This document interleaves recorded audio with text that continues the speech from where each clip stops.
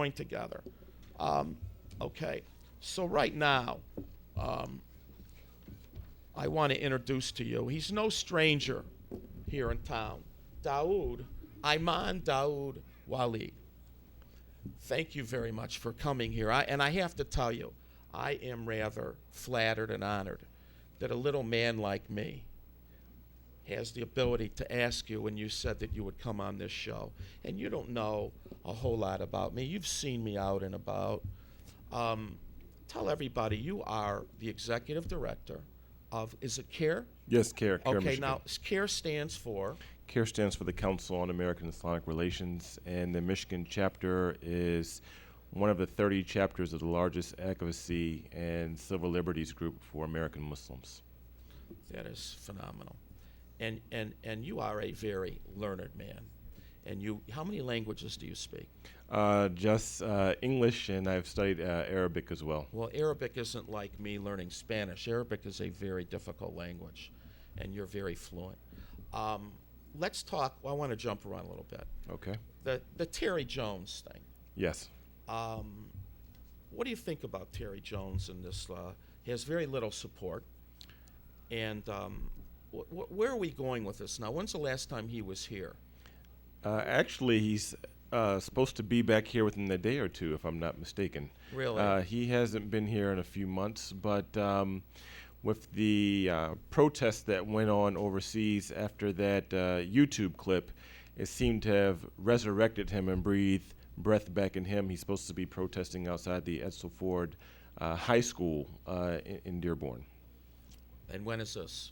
I believe it's in 2 days. He's going to be back in town. Okay. Let me ask you this. I say this all the time.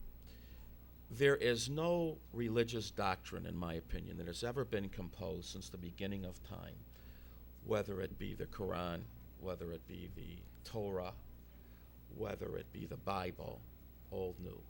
In its inherent nature, there's nothing that's composed that contains hate. Am I correct?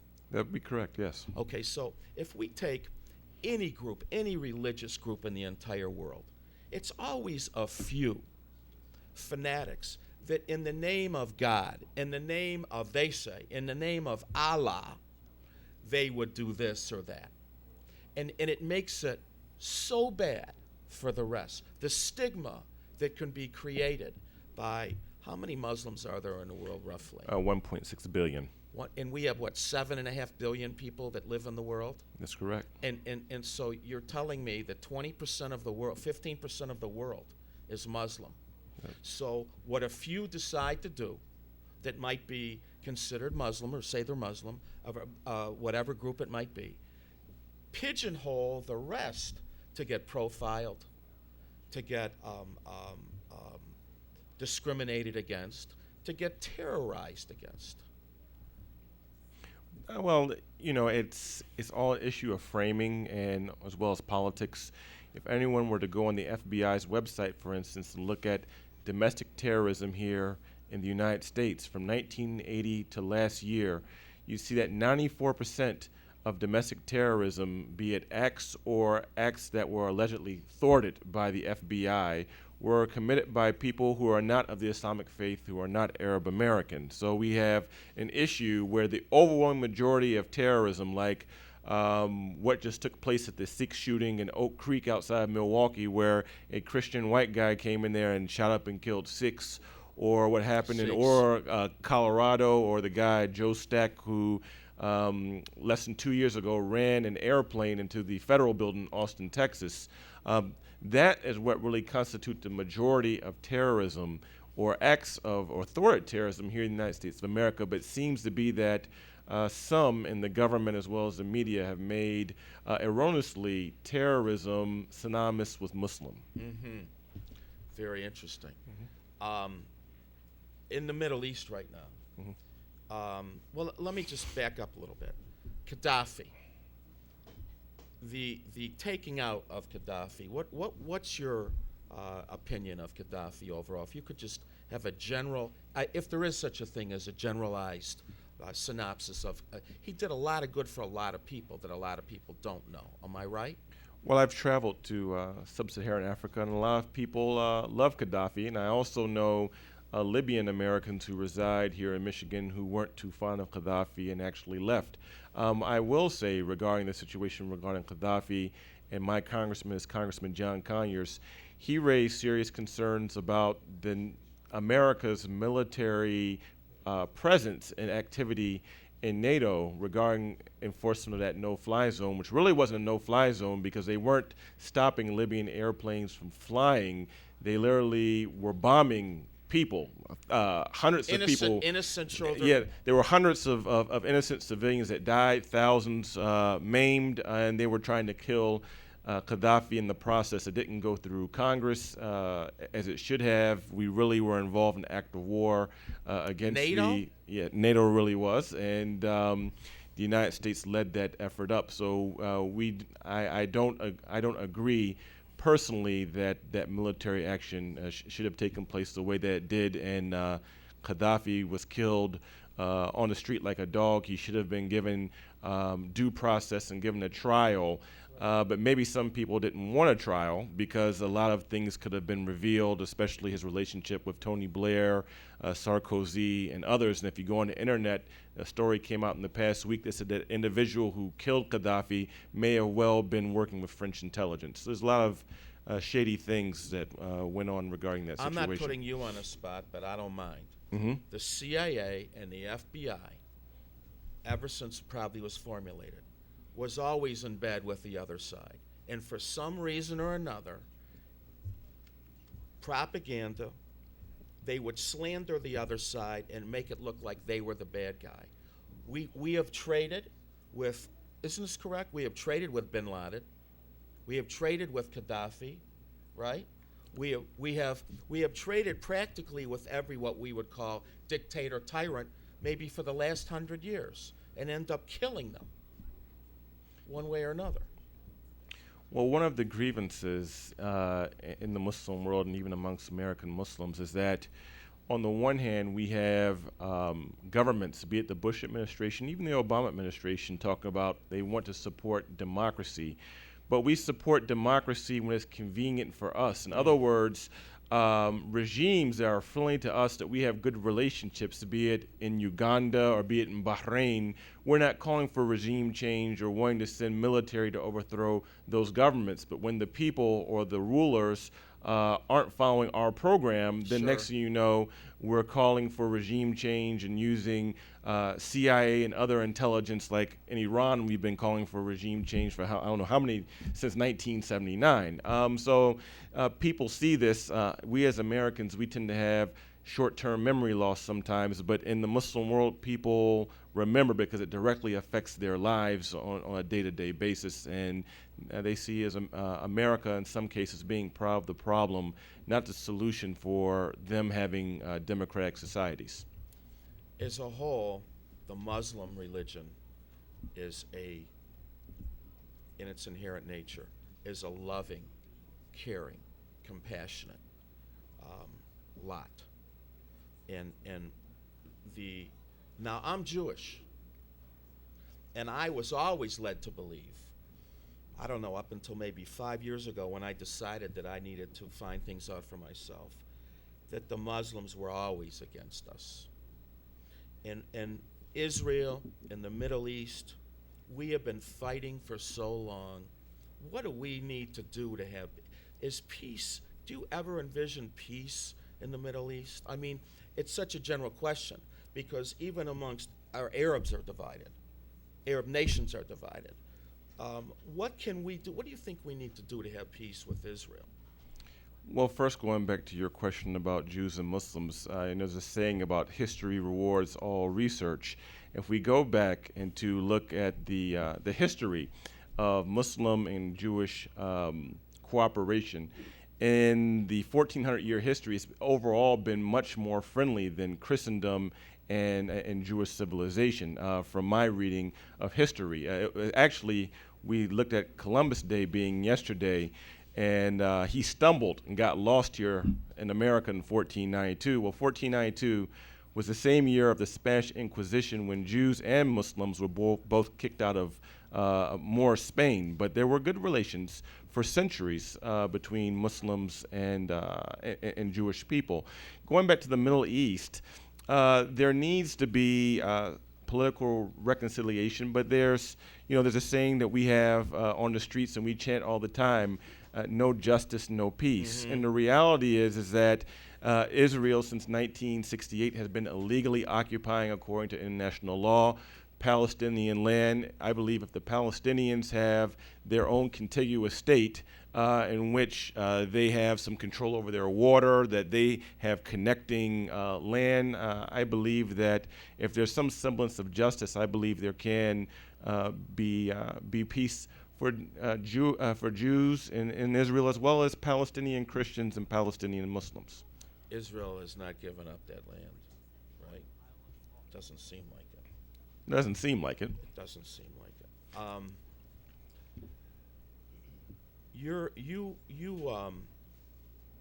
You preside at a mosque in Dearborn?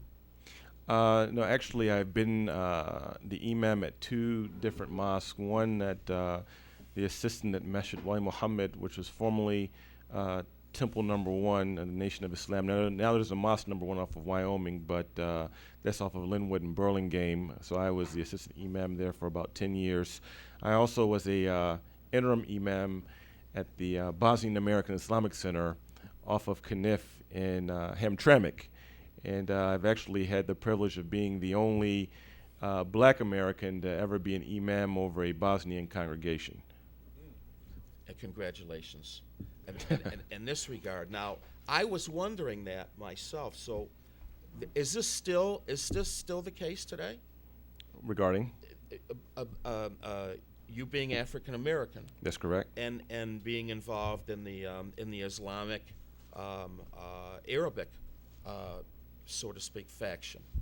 Well, I preach at different mosques every Friday. As a matter of fact, I'm giving the Friday sermon this coming up at 1:40 at the Muslim Uni Center in West Bloomfield Hills. And that's a mixed congregation of Syrian Americans and Pakistani Americans. I go to different mosques every Friday and give sermons at all the different ethnic groups. So Nigerians, Senegalese, African Americans, Bosnians, Albanians. We have a very rich and diverse community, and I'm really proud to say that amongst the Muslim community in Detroit, and I remember Dr. King famously said that the hour of church on Sunday is the most segregated hour in the United States of America. And I think it still is, but you'll find in our mosque that we are probably the least segregated regarding ethnicity and nationality of any religious group here in Michigan. I would like to attend a service. You know, the interfaith Yes. is having an exchange.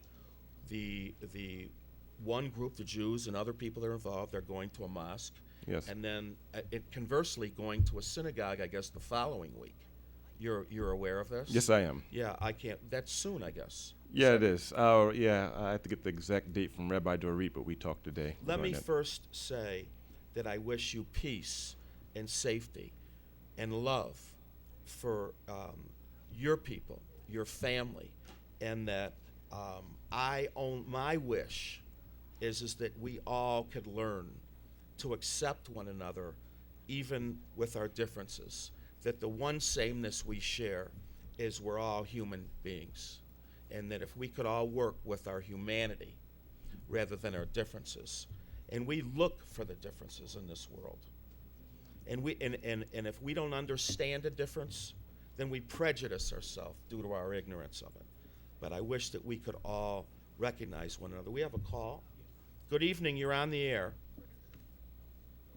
Hello? Hi, how are you? Yes. You familiar with my guest? Yes, it's just that I wanted to say that the Jews, they're wonderful people all over, Some of us. Beginning of time. And I learned from a Jewish person, but I'm black African American that come from the ghetto. But a Jew took me and trained me and groomed me to be the person I am today. And so people call me Black Jew, but I don't care because I know Jews are great people and they stand up for what's right. And to me, I always felt that other nationalities was really against greatness. So they always saying we got to be against them. But the Jew is the greatest person that ever been born on the earth. Well, But they've been cheated. you know I appreciate this, but I have to tell you, you're talking to a different kind of Jew sitting right here, and I could school you on some things that you wouldn't believe. Just real quick, did you know that the Jews were involved in the transatlantic slave trade in the 16th century and beyond? Yeah, I know that. Okay, and But- we're but- not but all they- good. No group is all good. I appreciate the compliment, but we have our problems. But a lot of people didn't know that the Jews were the first slaves. But they put it real bad when they shipped the black people to America.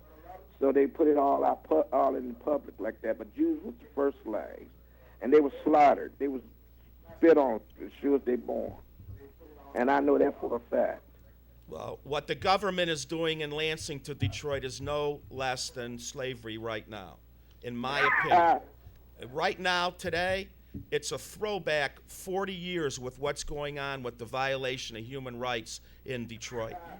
Okay, Detroit happens to be, 84, 85% African American. You can call it what you want. It's classism, but it's definitely racism. And they're depriving these young people of education, of jobs, of everything, so they can take over the city. Yeah, but they should all build businesses and do things for Yeah, themselves. no question. Instead of always looking for a job from somebody else that'll give them 90 days and then lay them off.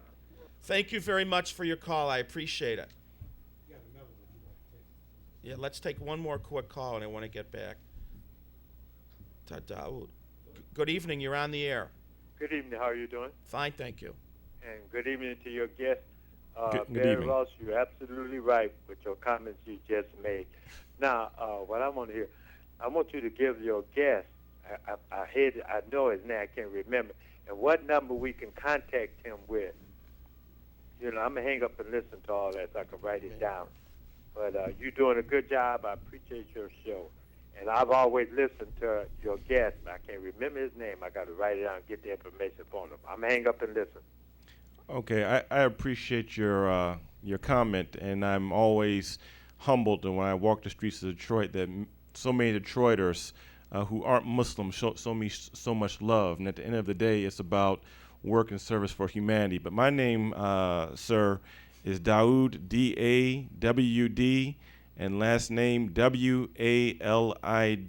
And my number is 248-559-2247. That's 248-559-2247. And you can even hit me up on Twitter. I'm not on Facebook, but I'm on Twitter. So my name is all together, D-A-W-U-D, W-A-L-I-D, and that's my handle on Twitter. So you can follow me on Twitter. Thank you. I guess he's gone. I just want to say something for the sake of the viewers that I'm not trying to be African American. Some people might look at me and say, what is this guy doing, this Jewish guy? What is he starting? Let me just tell you what I'm trying to do. I'm trying to bridge the gap that we live in ignorance and have lived in ignorance so long, and just because we don't understand the other side, we push them away and we spread propaganda without knowing the truth. And that's in every religion. So when you see me, and yes, I'm controversial because these things need to come out. My white, you know what, needed to come here and have on the kind of guests that I have to show everybody that we don't need to be separate. We can all work together. We can all join together. We should all check each other's religions out. All of us, no matter what. This guy that killed the Sikhs was Wisconsin. That's Wisconsin, yes. This sick maniac, I went to the protests in Novi. 750 Sikhs. And you know, I was always led to believe, and I'll make it brief, that the Sikhs were very, very radical. I always thought the Sikhs were from India. I mean, I really just didn't know. And that's how we are. What we don't know, we don't understand, and we stay away from it or push everybody away for ignorance. And I'll be honest, I've learned a ton here tonight, and I hope that I was up to par and I hope that I was respectful to you in in the context of my questions, because I wouldn't want to overstep my boundaries. I would like to have you back, and I want to learn more, and we all appreciate you. I appreciate you as well, We Bear. appreciate you coming to the show. And do you want to give your contact information again, or are you good? I think I'm good. Okay. We're going to take a short break, and you stay for a second, and we're going to have Minister Victor Muhammad on with his special guest. So Peace. stay tuned. Peace to everyone out there tonight. Peace.